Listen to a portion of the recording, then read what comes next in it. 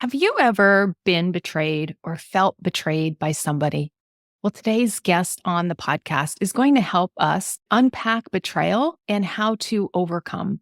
My podcast guest is Dr. Debi Silber. She is the founder of PBT, which stands for Post Betrayal Transformation Institute. And she's the founder of the National Forgiveness Day, which is celebrated annually every September 1st.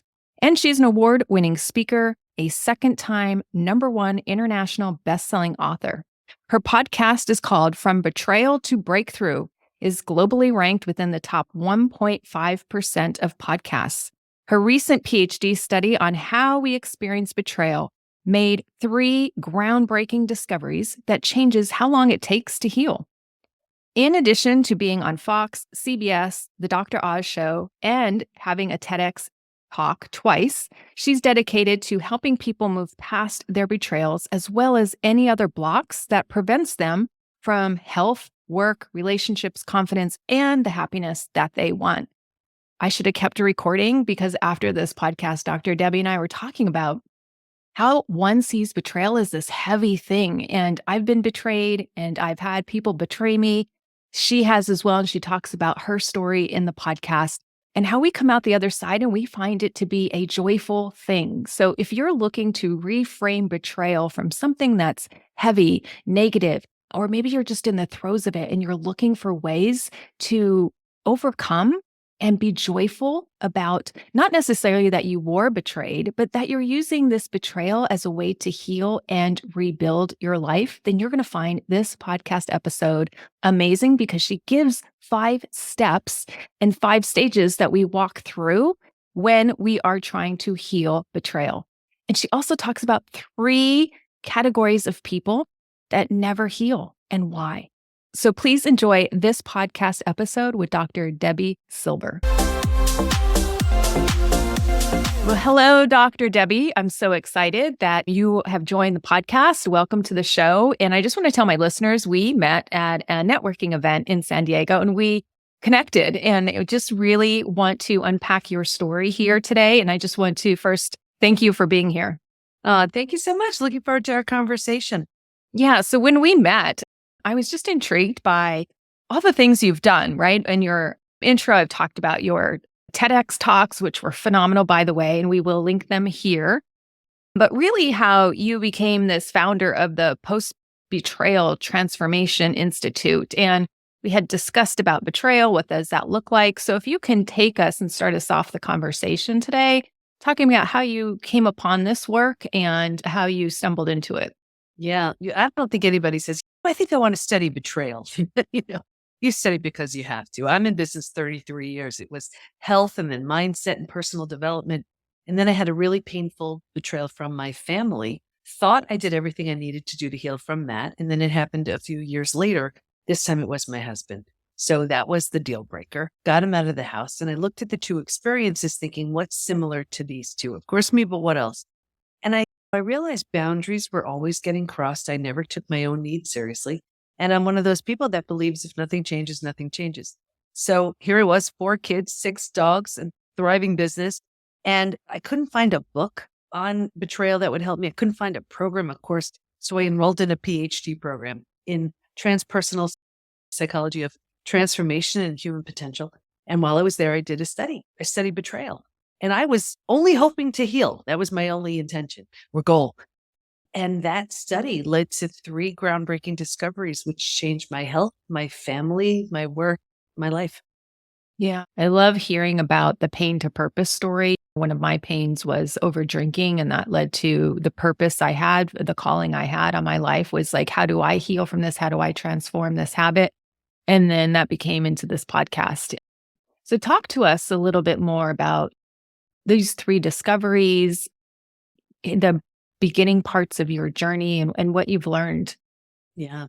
Well, anybody who's been through it, it's so painful because this was the person or these were the people who gave you a sense of safety and security. So when this is the person, these are the people to shatter that very sense of safety and security. It's traumatizing. But so originally I was studying betrayal and post-traumatic growth. And for those who aren't familiar, I look at post-traumatic growth as sort of the upside of trauma, how any trauma, death of a loved one, disease, natural disaster, whatever, can leave you with a new insight, awareness, perspective you didn't have. But I had been through death of a loved one. I'd been through disease. And I was like, betrayal feels different for me. I didn't want to assume it was the same for all my study participants. So I asked them, if you've been through other traumas besides betrayal, does it feel different for you? Unanimously, they said, oh my gosh, it's so different. Here's why. Because it feels so intentional, we take it so personally. So the entire self gets shattered: rejection, abandonment, belonging, confidence, worthiness, trust. So it didn't quite qualify as post-traumatic growth. It's like, yes, the invitation is to rebuild your life, but you also need to rebuild the self. So I coined a new term, post-betrayal transformation, which is the complete and total rebuild of your life and yourself after betrayal. So that betrayal is a different type of trauma that needs a different way to heal. That was the first discovery. And can you give us more about what does it take to heal that? I imagine when your sense of security and safety is rocked, that could be really painful and some deep work that one has to do. Oh boy. Yeah. Because think about it. If the person you trusted the most proves untrustworthy, who do you trust? Right? If this is the one you run to when other people are causing harm, if that's the one causing the harm, where do you go? Right? It's completely traumatizing, which is why we struggle physically, mentally, and emotionally. And this is real. That actually was the second discovery. What was discovered was there's this collection of symptoms, physical, mental, and emotional, so common to betrayal, coined another term, post-betrayal syndrome. And we've had over 95,000 people take our post-betrayal syndrome assessment to see to what extent they're struggling. A few things about that. We've all heard time heals all wounds. I have the proof that when it comes to betrayal, that's not true. There's a question on the assessment that says, is there anything else you'd like to share? And people write things like, my betrayal happened 35 years ago. I'm unwilling to trust. My betrayal happened 15 years ago.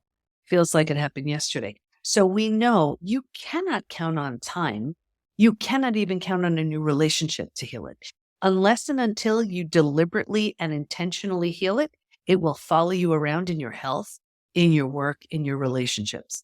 Every few months, though, I pull the stats from the quiz to see where people land. I'm happy to share them if you want to hear some. Yeah, absolutely. And I imagine as you get betrayed, you start betraying yourself, right? And you start falling into these unhealthy habits like drinking, overeating, overworking, all kinds of things because it happens in a particular spot. And that's what the third discovery talks about. But so these are, now imagine over 95,000 people, just about every country's represented. As I share these symptoms, though, pay attention to these numbers, because that's what I really want to stress. 78% constantly revisit their experience. 81% feel a loss of personal power. 80% are hypervigilant. Think about how exhausting that is. 94% deal with painful triggers.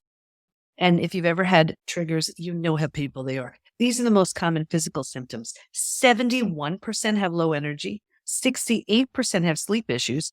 63% have extreme fatigue. You sleep all night, you wake up, you're exhausted. Your adrenals have tanked. 47% have weight changes. So in the beginning, you can't hold food down. Later on, you're using food for comfort. 45% have digestive issues. And that could be anything: Crohn's, IBS, diverticulitis, constipation, diarrhea, you name it. The most common mental symptoms: 78% are overwhelmed. 70% are walking around in a state of disbelief. 64% are in shock. 62% can't concentrate. So just imagine, you can't concentrate. You're exhausted. You have a gut issue. Now you have to raise your kids. Emotionally, 88% experience extreme sadness. 83% are very angry, and you can bounce back and forth between those two all day long. Just a couple more. 79% are stressed. Here's why I wrote trust again. This one killed me. 84% have an inability to trust. Think about that impact you. 67% prevent themselves from forming deep relationships because they're afraid of being hurt again. 82% find it hard to move forward. 90% want to move forward, but they don't know how. Now, First of all, you didn't hear me say one thing, 20%, 30%. These numbers are super high. They're also not necessarily from a recent betrayal. So think about this. This could be from the parent who did something awful when you were a kid. Like Yeah. this could be from the girlfriend, boyfriend who broke your heart in high school. This person may not know, care, remember, they may not even be alive.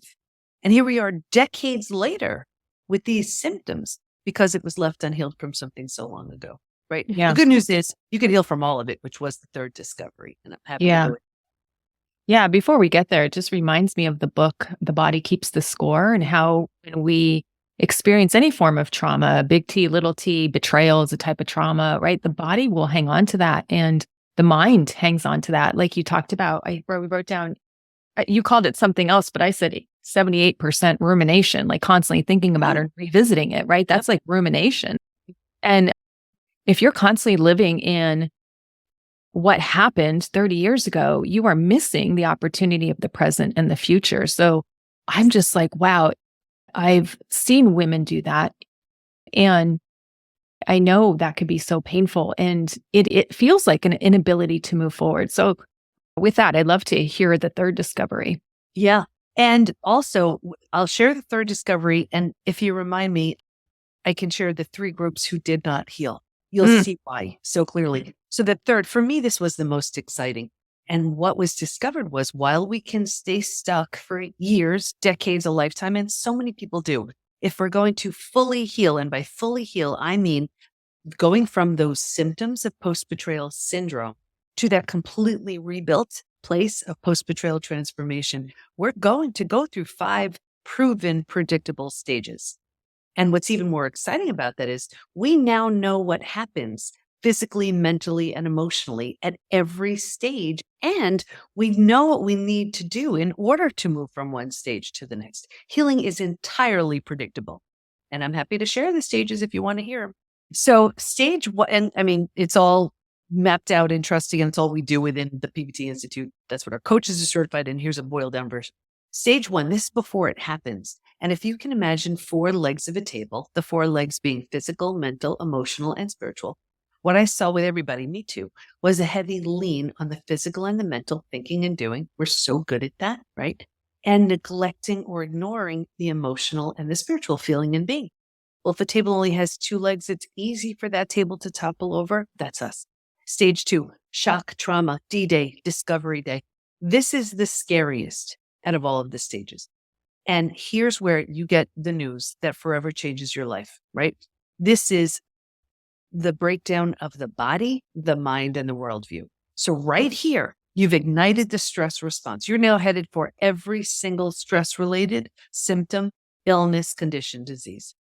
Your mind is in a complete state of chaos and overwhelm. You cannot wrap your mind around what you just learned. It makes no sense. And your worldview has just been shattered. Your worldview is your mental model, the rules that govern you. Trust this person. These are the rules. Don't go there, right? And in one earth-shattering moment or series of moments, every rule you've been holding to be real and true is no longer. The bottom has bottomed out on you, and a new bottom hasn't been formed yet. This is terrifying, right? But think about it. If the bottom were to bottom out on you, what would you do? You'd grab hold of anything or anyone in order to stay safe and stay alive. That's stage 3. Survival instincts emerge. This is the most practical out of all of the stages. I bet a lot of your patients' clients are in this stage right here. If you can't help me, get out of my way. How do I survive this experience? Where do I go? Who can I trust? Here's the trap though. Stage 3, by far, hands down, is the most common place we get stuck. And here's why. Once we've figured out how to survive our experience, because it feels so much better than the shock and trauma of where we just came from, we think it's good. We're like, okay, I got this. And because we don't know there's anywhere else to go, we don't know there's a stage 4 or stage 5. Transformation doesn't even begin until stage 4. But because we don't know there's anywhere else to go, we plant roots here, we park here. We're not supposed to, but we don't know that. And then 4 things happen. Like I'm sure you're picturing so many people in your mind right now. The first thing is we start getting all those small self benefits, right? We get our story. We love our story. We get to be right. We get sympathy from everyone we tell our story to. And on some level, we're in so much pain that feels good. So we take it. And so we stay. And now, because we're here longer than we should be, now the mind starts doing things like, maybe you're not that great. Maybe you deserve to, maybe that. And so we plant deeper roots. And now, because we're here longer than we should be, like energy attracts like energy, right? This is the message you're putting out.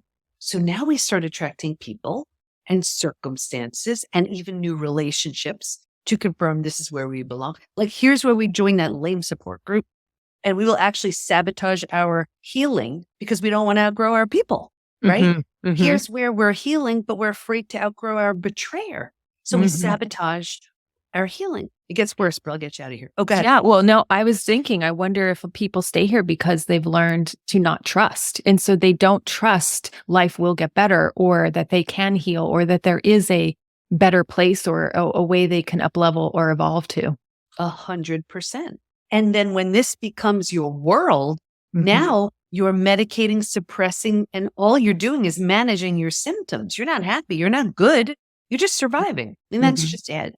And so think about it now, like, we have to get through our day. So here's where we start numbing, avoiding, distracting. So we use food, drugs, alcohol, work, TV, whatever to numb, avoid, and distract. So we do it for a day, a week, a month. Now it's a habit, a year, 10 years, 20 years. I can see someone 20 years later and say, that emotional eating you're doing or that drinking, do you think that has anything to do with your betrayal? And they look at me like I'm crazy.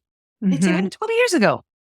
All they did was put themselves in stage 3 and stay there. Does that make sense? Yeah. Yeah. I've worked with clients who've said, oh, my drinking started during my divorce, and that was 12 years ago. Right. And he's long gone. I'm healed, but I still have the drinking. Yeah. And that means they're not healed. That Right. I wrote From Hardened to Healed just for stage 3, because it's like the people are like, no, I'm really good as long as I don't see them. No, it's not healed. Right. So that's a deep stage 3. Anyway, if you're willingness is a big word right here, willing to let go of the small self benefits, grieve, mourn the loss, bunch of things you need to do, you move to stage 4. Stage 4 is finding and adjusting to a new normal. So here's where you acknowledge, I can't undo what happened, but I control what I do with it. Right there in that decision, you're turning down the stress response. You're not healing just yet, but at least you stopped the massive damage you were picking up in stages 2 and stage 3. Stage 4 feels like if you've ever moved. If you've ever moved to a new house, office, condo, whatever, like all your stuff isn't there. It's not quite cozy. But you're like, yeah, we got this. Like, it's that hopeful excitement. But think about it. If you were to move, you don't take everything with you. And you don't take the things that don't represent the version of you you're ready to be in this new space. And what I found was, if your friends weren't there for you, you don't take them with you right here. That lame support group, you're done. The betrayer who's not changing, you're done. And people ask me all the time, what the heck? I had these friends for years. Is it me? Yes, it is. You're undergoing a transformation. If they don't rise, they don't come. So very common to change friendships in this stage. Anyway, when we've settled into this space, we've made it cozy, we've made it home, we move into the 5th most beautiful stage. And this is healing, rebirth, and a new worldview. The body starts to heal. Self-love, self-care, eating well, exercise, right? We didn't have the bandwidth for that earlier. Now we do. The mind is healing. We're making all kinds of new rules, all kinds of new boundaries based on the road we just traveled. And we have a new worldview based on everything we see so clearly now. And the 4 legs of that table, in the beginning, it was all about the physical and the mental. By this point, we're solidly grounded because we're focused on the emotional and the spiritual too. Those are the 5 stages. Wow, that's a lot to unpack. And when you work with people and go through these 5 stages, is there a timeline to expect? I know everybody's different. Everybody has a unique journey to healing. But what would you say is typical? Yeah, it's such a great question. And I answer it the same way all the time. It has less to do with time than willingness. The more willing someone is, the more quickly they'll move through the 5 stages. And listen, if they have a lifetime of trauma, like they had a betrayal from family, and then they carried that into their relationships, and that's all they've known, there's more work to do. But I've found willingness has more to do with it than everything. But to get back to the earlier question about the 3 groups who didn't heal, this is also where it could be you can never heal if you are doing these 3 things. So the first group, this was the group that they had their story, they were sticking with it. Like they had so much invested in stage 3. That was it. And here's also, we have so many people coming into the PBT Institute with therapy trauma, the most well-meaning therapists, but they're not skilled in the 5 stages. So if you're feeling heard, validated, and understood, and you go along your way, you're no closer to moving towards stage 4 than you were before you walked into that session. So you deeply rooted in stage 3 when you're just sticking to your story and that's it. The second group, this was the group that was numbing, avoiding, and distracting. So maybe they ran to their doctor who put them on a mood stabilizer, anti-anxiety med. They were numbing, they were drinking, emotionally eating, whatever, may have made the day a bit easier, not without a price. They didn't heal because they didn't feel it as deeply as the ones that face it, feel it, heal it. The third group, this was the group where the betrayer had very little consequences. So whether it was out of financial fear was a big one, not wanting to break up a family, religious reasons, that was another big one. They did all they could to turn the other cheek, look the other way. I saw 2 things with this group. Number 1, a further deterioration of the relationship. And 2, this group was the most physically sick. Your broken heart can't handle that. They had the most symptoms of post-betrayal syndrome. So if you're doing any of those 3 things, it's not a question of time. You don't heal that way. Yeah. And I'd just love to make a comments on some of these as I was writing them down as you went through them. So like the first group you mentioned is so invested in their story. And the words that just popped up as I work with clients wanting to change their bad habits, to me, it's more of another way I would say it is a fixed mindset. Like this is what happened. I don't know if I want to use victim mentality, but like I am really stuck on seeing myself as an overdrinker, or I'm really identifying with this story. And somehow it served me along the way. And that's why I'm keeping it. But I can't even begin to see a growth mindset or a different mindset or from a different perspective. So I thought that was very interesting because we know a lot of the data around a fixed mindset. Exactly. It's not very helpful. And I'm so glad you brought that up because here's the thing too. You may say you want to heal, but we can't be without an identity. So if you don't see anything other than the person who's drinking, you can envision like, where's the target? There's nowhere to move towards. Right. When we can envision a version of ourselves who isn't drinking anymore, who's moved past their betrayal, then there's something to work towards. And I see this all the time because like, let's say the person who is afraid to outgrow their betrayer or afraid to outgrow their friend group. But if you have friends who are already in a very different space, they can hold you to that higher place, even if you don't know exactly what that looks like. So I'm so glad you brought that up. It's so true. Yeah. And now that you mentioned that, when I do gatherings with females, it could be retreats, or I'm invited to a group of women that I know some of them, but not all of them. And we go out to dinner and I say, oh, I'm not drinking. It's interesting how some people will gravitate towards me and sit next to me. And I get this sense inside my body, like, wow, they just need a leader to show them a way where they don't have to, consume alcohol because maybe they're shy or they're introverted or they don't really want to drink, but they feel pressure because that's what a lot of people do that they hang out with. So I love that you brought that up because I really love being that light for people to say, hey, you could break free from this habit, even if it's just one night, or this is how I do it. And this is how I proclaim my freedom from overeating, my freedom from dessert, my freedom from alcohol, my freedom from, and to me, it's an uplifting place. It's not a place of deprivation. And I think a lot of people, when they're first navigating the waters, they feel like unstable or uncertain to leave the comfort zone.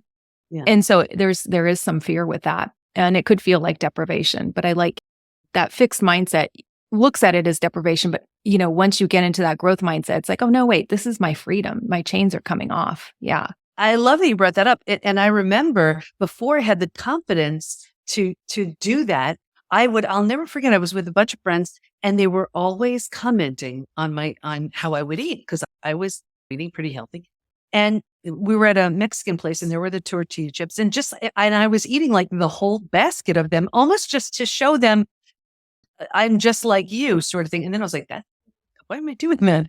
So then I turned into the one who orders first. So I put in that crazy order, this on the side, don't have this, don't have that, so that everybody else can feel more comfortable with all of their Yes. specific orders and things like that. But it is the kind of thing where you do need a little bit of support in the beginning. And it's so easy just to fall under that. Okay, well, I'm too uncomfortable to speak up. So I'll just Yes. go along with it. And now in the world of betrayal, imagine what that looks like. Yeah. That feels Because unsafe and terrifying. of course, especially it's like, wait a second. Well, a lot of times the betrayed protects the betrayer at their own expense. Mm. Everybody loves the betrayer. So they'll sort of take the hit or they won't say anything. They don't get the support they need. They struggle and suffer in silence. And Mm-hmm. meanwhile, they're struggling with all those symptoms of post-betrayal syndrome. Oh my gosh. I love how you said that phrase, suffer in silence. I was there for so long. And it's like when I realized I can't help myself out of this drinking thing, let me just reach out to a coach. I mean, that was a game changer. And so I just really want anyone listening to this is like, you don't have to suffer in silence. There are plenty of people who have walked your journey and are willing to help you find your journey and the way to heal and the way out. I love how you said that. And then number two, the people that didn't heal are the people that continue to numb, avoid, distract. And I know many people in my realm, right? It feels so comforting and so safe and to stay with the alcohol. And I used to call alcohol my friend and wine my friend and part of my identity. And to leave that, whether it's with food or overworking or however it manifests in one's life, to leave that, you are faced with more emotions that come up that you may not have experienced or have this skill set yet to deal with. And so I love how when you take it away, it's painful, right? You're almost allowing the pain, but what happens when you get so much pain? You look for solutions. So if you're always numbing the pain, you never get to a place where you're so dissatisfied or so wanting a different realm than the realm you're living in. If you keep numbing the pain with these like little things that you feel like, oh, well, it's keeping me safe, but is it keeping you safe? Is it keeping you healthy? Is it keeping you as the most vibrant, epic version of yourself? And if the answer is no, it's really like, well, how can I let the pain be there so I can figure out a good solution, a different path that's truly going to change me inside and heal me rather than just numb me. So I love how you pointed that out. Yeah. And that's it. You mentioned safe. It's also keeping you stuck, keeping you small, keeping you sick. It's doing those things too. But when it comes to some like these deep traumas, you need to crash. It's like that's that whole broken open thing. And that's when you have that dark night of the soul. And then you realize, wait a second, what am I tolerating here? Who am I ready to become? When you're entering into stage 4, and I tell people, you are deliberately and intentionally creating yourself, recreating yourself. It's like my kids used to all like Legos. Like imagine there's just this Lego structure sitting in the corner of the room. It's not good. It's just there, right? And now it just gets destroyed. The whole idea is, and the invitation is not to build what was. Right now you look and you're like, you know what? I don't want to build it like that. I want this piece here. I want to do this. I want to add these colors. And you build something so intentional and so magnificent. You take yourself on and you bring all the things you love and you leave behind everything that no longer serves. Like, here's one thing I did. I used to be so hard on myself. I was such a driver, like work hard. And I would call myself all these names about I'm lazy and whatever. And then I realized after betrayal, I don't want to be like that anymore. I want to be kinder to myself. I would never say any of those things to my kids, to my friends. Why am I treating myself like that? So I traditionally do things like if I'm driving, I know I'm going to get lost. It's just what happens every time. It's just what goes. So I decided with those kinds of things that I do, instead of criticizing, critiquing myself, now it's simply adorable. So I do these things and now they're just adorable. And I do many adorable things. So it's the whole idea that you get to look and say, who do I want to be now? And you create this version of yourself that wouldn't have existed had that experience not happened. That's trauma well served. That's beautiful. I love the visual of the Legos. My daughter was a big Lego builder as well, and they're still all over the house. But it is an image that we can tear down that and build it anytime we want. And we'll probably go through that process a couple of times in our life, or more than a couple of times, right? Several times during our life. And it may be because of betrayal, or it may be because of we're just sick and tired of being this version of ourselves. And it feels better to be this version, a healthier version, or a more secure, confident version, or a more feminine version, or I'm not going to let society define success in that way because that doesn't feel good to me. That doesn't feel like success. That feels like trappings. And so being able to say, oh, I know people use the new year as like a new start, but you can really rebuild or reconstruct those Legos anytime you want. And I love the story that you're like, this is not a bad thing. This is something that I get to do because it honors who I want to be and where I'm going. And pulling away those labels and being so hard on ourselves. Exactly. And rebuilding is always a choice, whether you rebuild yourself and move along. That's what I did with my family. It wasn't an option to rebuild with them. Or if the situation lends itself, if you're willing, if you want to, you rebuild something from the ground up, entirely brand spanking new with the person who hurt you. And that's what I did with my husband. Not long ago, as two totally transformed people, we married each other again. New rings, new vows, new dress, and our 4 kids is our bridal party. Never in a billion years would I have done anything like that if I wasn't totally transformed, and for sure if he wasn't either. But when there's a complete and utter death and destruction of the old, that's when you have the opportunity to birth something entirely new, entirely. What a story you have. What a transformation that has led to in your life. And I can tell you, I've lost loved ones. I've been in the ICU for 11 days. Nothing for me was as hard as rebuilding a brand new relationship with my husband. That was, you take on everything. You take on your ego. You take on every questioning. Why am I doing this? What example am I setting for my kids? What am I showing them?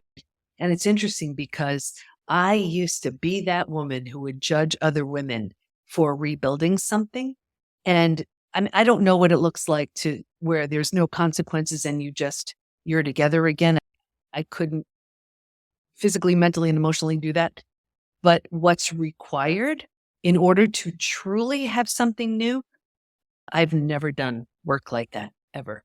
And just to give a flavor as we wrapping up here, what's an important part of that process of stage 5 rebuilding? Forgiveness, and I know it's a very heavily charged word. It plays a huge role. You're not ready for anything even close to that early on. So reach for acceptance first. And I remember reading a study that said, if you feel safe and valued and you forgive, you feel better. If you do not feel safe and valued and you forgive, you feel worse. And I thought, well, forgiving is just for our sake anyway, to release the power that pain has over us. So I changed the word. What would it look like if we changed the word forgive to rebuild?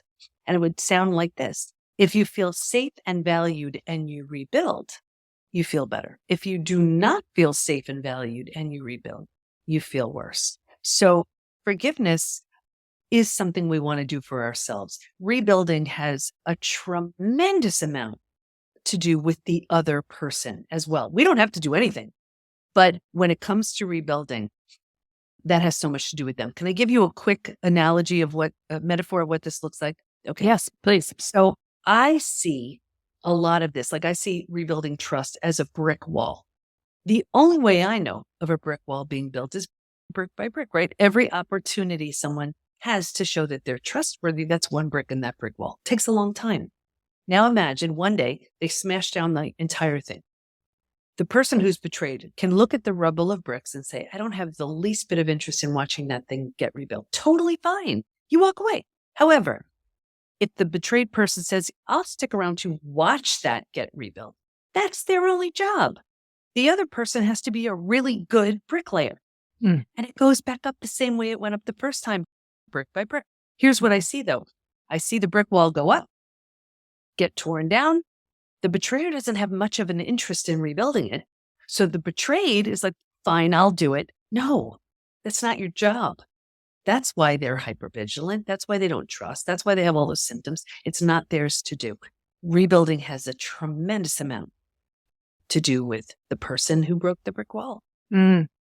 And can you touch upon safety? Because I feel safety comes up whether people recognize it at first, maybe not. But as I'm coaching clients and working with them, when you start to remove something that they leaned on for safety, and I'm using food and alcohol a lot because those are the clients I help mostly. How do you help them find that safety again when they feel so untethered and unsafe? What I found to be the simplest route is lean on the 5 stages until you can lean back on yourself. Mm.